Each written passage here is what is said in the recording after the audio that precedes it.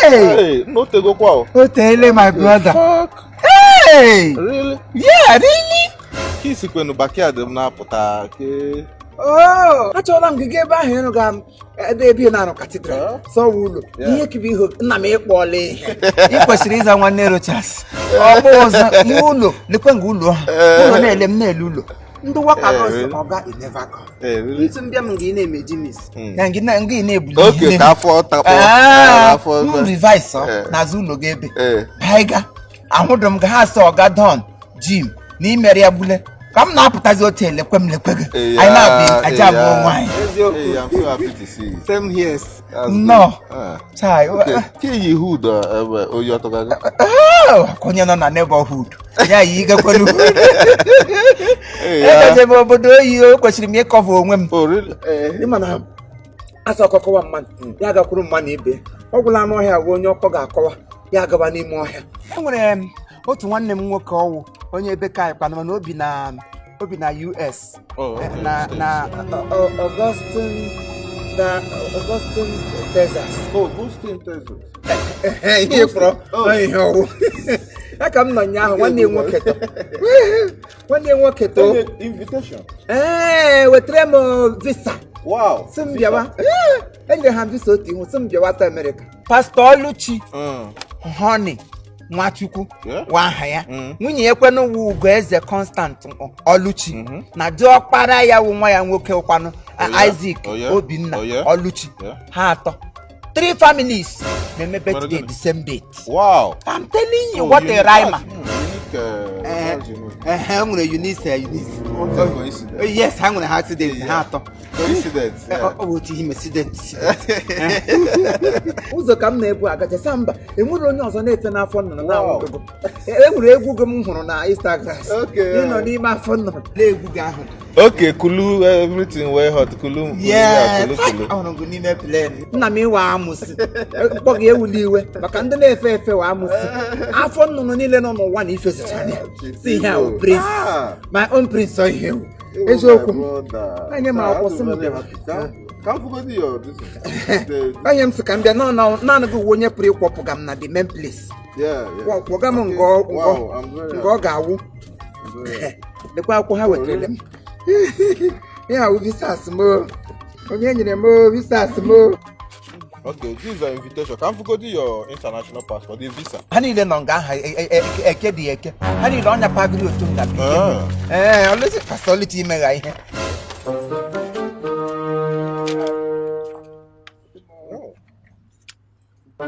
Yeah, invitation card.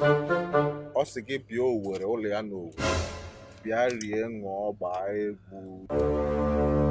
Debe no we. Oh, just invitation na Nigeria ba. No worry. You get GPA over Patano, yes, more egwu. This is the kind of part because of VIP birthday.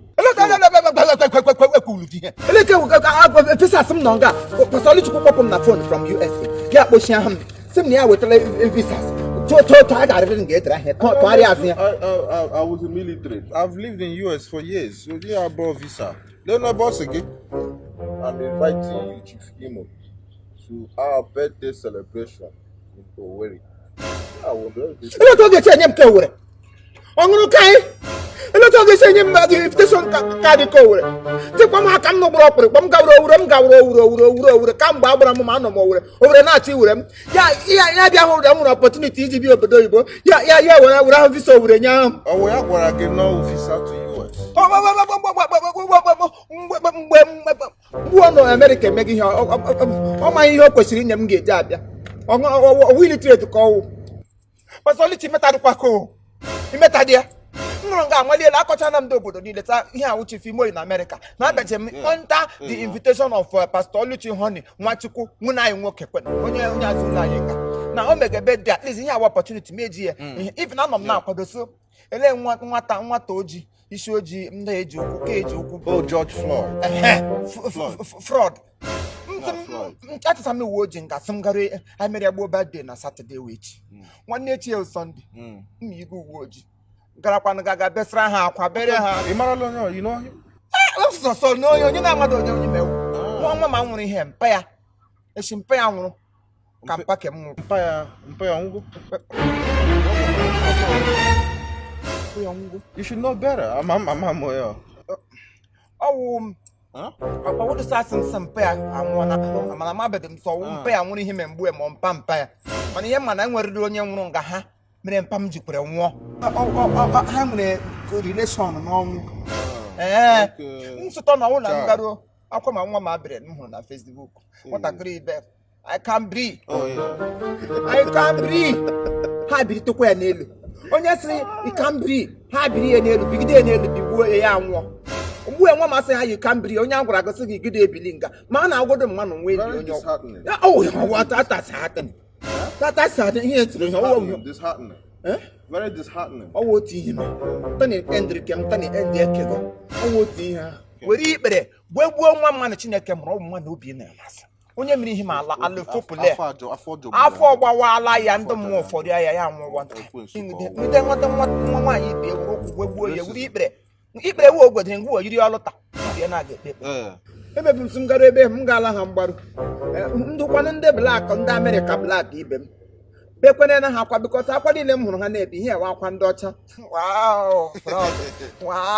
fraud ha na-etijega ha ekwu mana m ga-akaba akwa fraud onye gburugo onye jiri ụkwụ ụgwọ egbugo fraud nwanne m fraud machi mgbe m na-ebili ihe ote trumpet wee bụ onye na-acha Amerịka Trump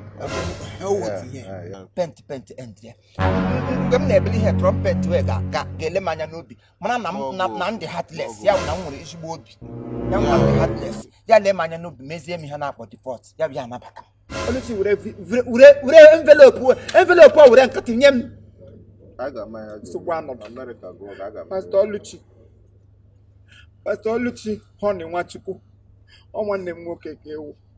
Gị lecha m anya m na-aṅụ si through you na eluigwe erile m aka. Gị kpụrụ ahụ mkpachi m back to were ebe m si.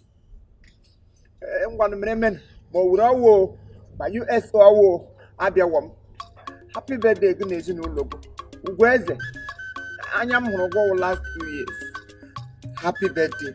Obinna kwa happy birthday ma pastor happy birthday ụmụ ruru ihe moto ndị na-eregachi ọtọ ma BM ma Mercedes edorechi ụdị ihe garo na America asị ihe eji mụrụ ya ọtọ BMW Mercedes Lexus echetara m ihe niile gbasara ọtọ pas ya ihe ha na-eshi ọwa ezigbo mmadụ gị kwụ ụgwọ ya eshipụ ogo doo ego na ship otu ebula logo Blalo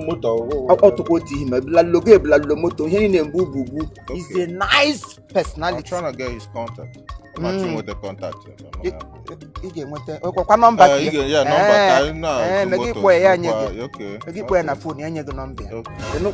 Happy birthday, Pastor Oluchi. Honey, Machuku. Your birthday this year, God, this so wow. What is that? It's mama kuku. Put na food. Pastor Oluchi, mama kuku na yati. Wow. Why you do see Pastor Oluchi? You makwa some nejiduma na nom n'ụlọ ọgwụ ihe nọrọ wogene wow. Isi mpaki enwuru kwanụ. Ele ahịa Kiliwi Nwachukwu. Pastor Oluchi, mpago wo Kiliwi Nwachukwu. Ọnwụọna ya tie I know. Happy birthday Pastor Wow. Pastor Wow. Pastor Oluchi Nwachukwu. Honey, as you and your family celebrate this year, celebration will never cease in your home. Maybe we'll let go with him. We'll have him this time around. I got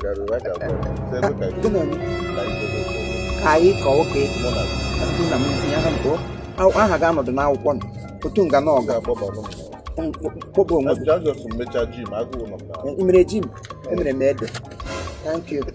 Happy birthdays.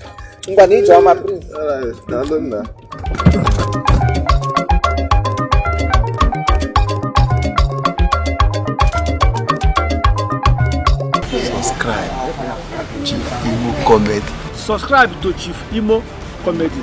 Chief Imo channel, YouTube channel, Cheba, Cheba,